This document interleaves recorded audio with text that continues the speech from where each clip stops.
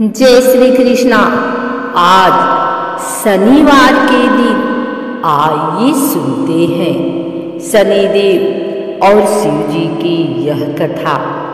शनिदेव को न्याय का देवता कहा जाता है, मगर चूंकि इनके स्वभाव धार्मिक शास्त्रों में काफी क्रूर बताया गया है, इसलिए हर कोई इनसे डरता है।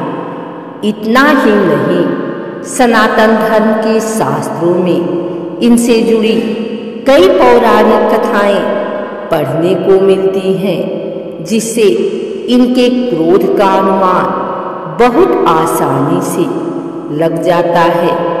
आज हम आपको शनिदेव से जुड़ी एक ऐसी ही पौराणिक कथा सुनाने जा रहे हैं, जिसके अनुसार भगवान शिव ने उनके आगे हार मान ली थी।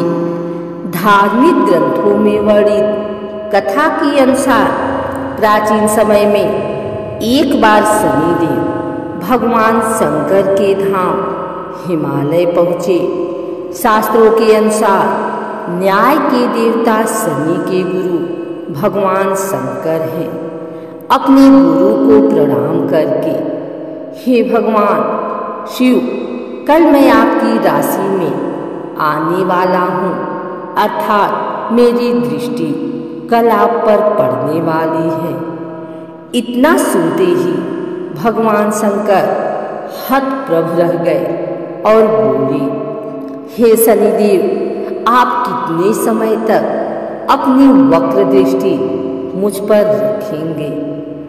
इसके उत्तर में शनिदेव बोले, हे नाथ, कल सवा प्रहर के लिए आपके ऊपर मेरी वक्र दृष्टि रहेगी।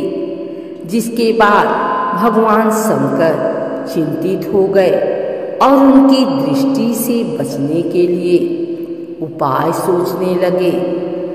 बहुत सोच विचार करने के बाद शिव जी अगले दिन मृत्युलोक चले गए। इतना ही नहीं, शनिदेव की दृष्टि से बचने के लिए शिव जी ने एक हाथी का रूप धारण कर लिया और सवा प्रहर तक उन्होंने यही रूप धारण किया रखा। लेकिन इसके खत्म होते ही वह सोचने लगे कि अब 3 दिन बीत चुका है और शनिदेव की दृष्टि का उन पर कोई असर नहीं हुआ है, और वह पुनः कैलाश पर्वत लौट गए। परंतु जैसे ही भगवान शंकर कैलाश पहुँचे, उन्होंने शनिदेव को वहीं पाया। शनिदेव ने हाथ जोड़कर अपने गुरु भगवान शंकर को प्रणाम किया। भगवान शंकर प्रणाम का आशीर्वाद देते हुए बोले, आपकी दृष्टि का मुझ पर कोई असर नहीं हुआ। मगर शनिदेव ये सुनकर बोले कि हे नाथ, मेरी दृष्टि से न तो देव बच सकते हैं और न ही दानव, यहाँ तक कि आप भी मेरी दृष्टि से बच नहीं पाए। शनिदेव की यह बात सुनकर भगवान शंकर हैरान हो गए और पूछा, कैसे? तब शनिदेव ने कहा, मेरी ही दृष्टि के कारण आपको सवा प्रहर के लिए देव योनि छोड़ पशु योनि जाना पड़ा, जिसका मतलब आप मेरी वक्र दृष्टि के पात्र बन गए। भगवान शंकर अपने शिष्य शनिदेव की न्यायप्रियता को देखकर प्रसन्न हो गए और शनिदेव को हृदय से लगाया और आशीर्वाद दिया।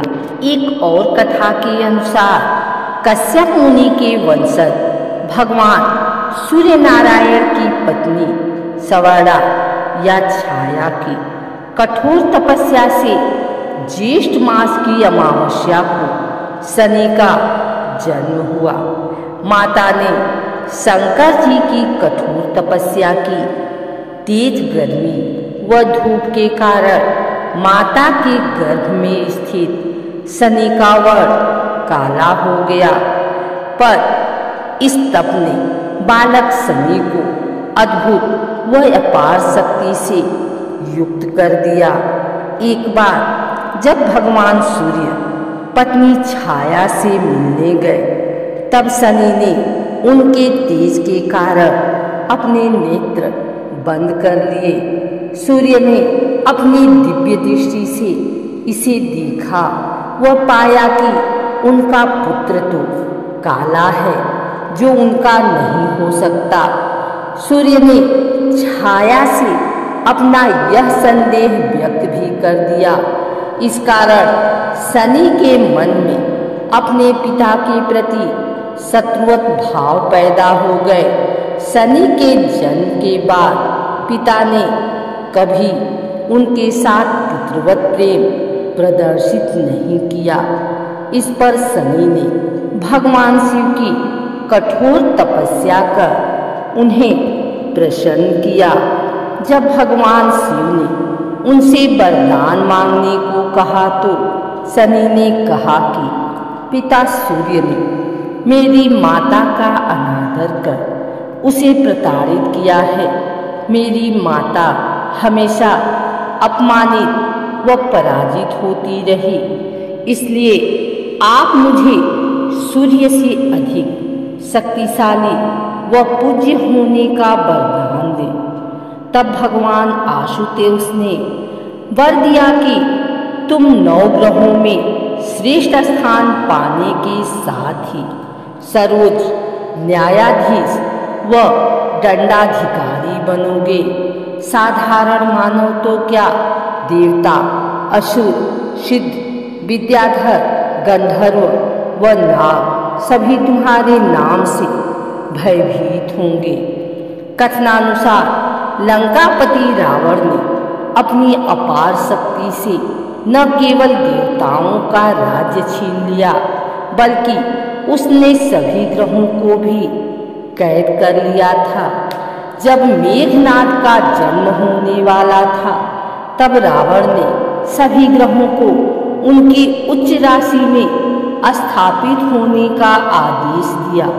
उसके भय से ग्रस्त ग्रहों को भविष्य में घटने वाली घटनाओं को लेकर बड़ी चिंता सताने लगी। पर मेघनाद के जन्म के ठीक पहले शनिदेव ने अपने